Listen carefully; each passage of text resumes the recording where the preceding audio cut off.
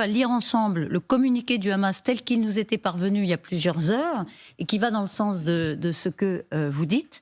On va le lire maintenant. La déclaration des Nations Unies avertissant qu'Israël a ordonné aux habitants du nord de la bande de Gaza de partir est une fausse propagande. Il n'est pas dit là explicitement restez chez vous et attendez les bombes. Enfin, c'est ce qui effectivement c'est ce qui les menace. Mais il y avait cette idée que c'était une propagande d'Israël pour finalement redorer son blason, se donner un rôle humanitaire quand elle est accusée, évidemment, de ne pas respecter les civils. Voilà, je voulais le donner. Mais juste, M. Goldin, nous avons les termes de l'armée israélienne qui, elle-même, a confirmé l'ordre d'évacuation. Ce qui nous interroge aussi, ce sont les 24 heures.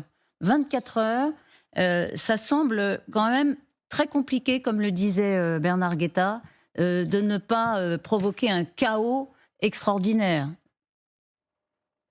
Écoutez, ce chaos, il a été provoqué aussi chez nous sur notre territoire, que les choses soient claires et qu'on revienne un petit peu au b.a.-ba de cette guerre. Donc, il y a 24 heures, je pense que 24 heures, c'est assez de temps pour cette population d'aller se réfugier dans le sud. Encore une fois, il faut à tout prix que l'Égypte ouvre sa frontière au passage de Rafia pour faire passer ces populations du côté du Sinaï, mais que les choses soient très claires. Nous allons continuer à pilonner, à bombarder le territoire de Gaza d'une façon assez chirurgicale, mais assez forte. On va même sûrement, je pense, augmenter l'intensification de ces bombardements pour que peut-être, je dis bien peut-être, dans un deuxième ou troisième temps, il puisse y avoir une incursion terrestre pour terminer le travail. Donc, ça n'est pas l'annonce du compte à rebours. Pardon. Il faut comprendre que les gens qui vont rester sur ce territoire-là seront considérés comme des gens du Hamas. Ceux qui ne répondent pas à l'ordre d'évacuation seront considérés comme des militants du Hamas et donc il sera légitime de les tuer. Et donc il sera légitime exactement. Vous avez vu le communiqué des Nations Unies qui demande à ce que Tsahal annule son ordre d'évacuation pour empêcher une tragédie. Pour empêcher, une situation calamiteuse, Nous avons l'habitude des communiqués des Nations Unies et on ne peut pas dire que les Nations Unies soient toujours dans l'autre sens. Je souhaiterais que les Nations Unies, quelquefois, reviennent sur ce qui s'est passé le 7 octobre et disent clairement ce qui s'est passé. Nous avons été face à un massacre innommable le 7 octobre. Il faut comprendre que la société israélienne est dans un traumatisme total, pire que celle de la guerre de Kippour. C'est des choses que nous n'avions jamais vues depuis 1945. Il faut dire clairement les choses. Des pogroms, des massacres, innommables.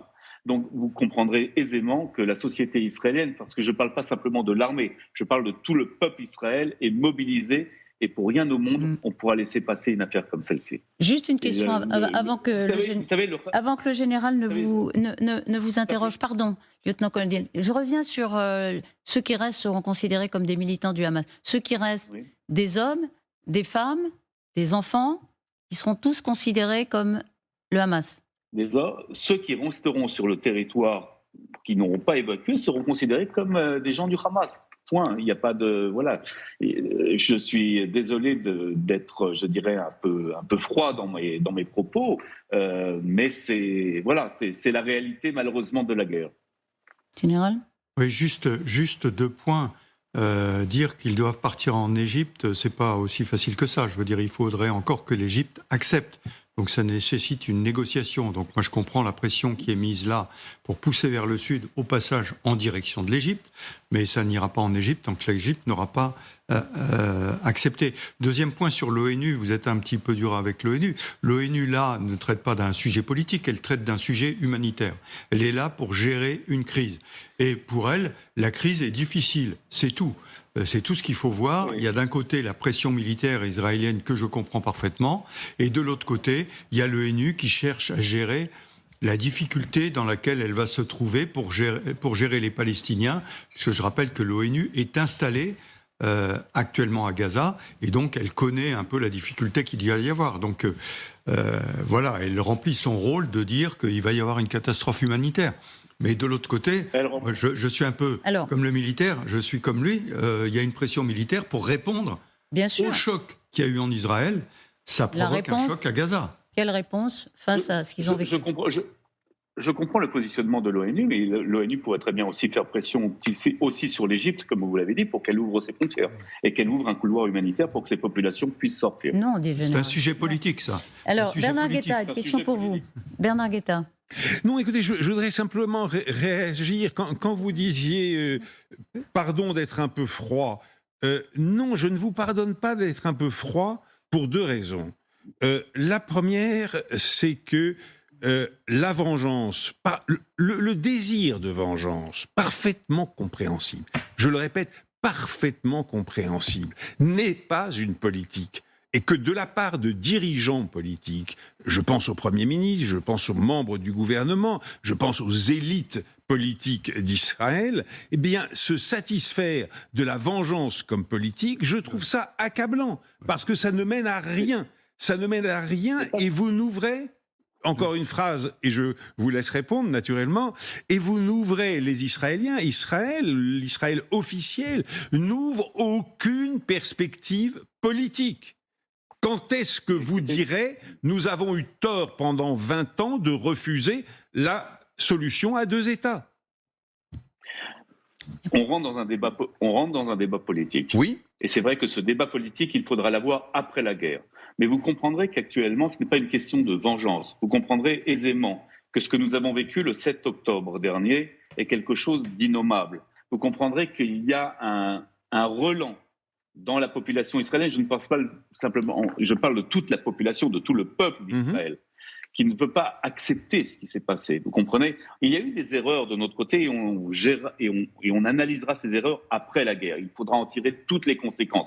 La question de 2 États, un État ou un État, tout ça devra être de toute façon débattu dans un prochain temps. La question palestinienne devra être de toute façon remis, je dirais, à l'ordre du jour. Il a fallu quand même 5 jours pour que le président de l'autorité palestinienne s'exprime.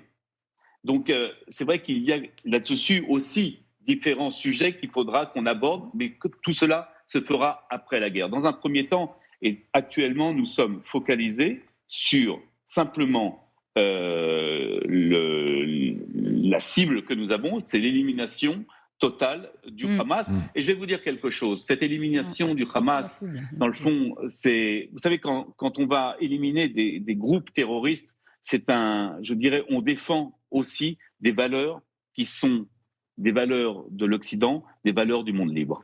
Ouais. Si je peux vous poser une question. Ce sera la dernière, mais on reprendra juste après. En tant que militaire, vous pensez réellement que ces bombardements, l'évacuation vers le sud, etc., vont éliminer le Hamas ? Moi, j'en doute. Alors, la dernière réponse. Je pense consciemment qu'il y a une détermination très forte au sein de Tsahal pour franchement éliminer toutes les infrastructures du Hamas après ce qui s'est passé le 7 octobre. Et donc, il y a la volonté est là,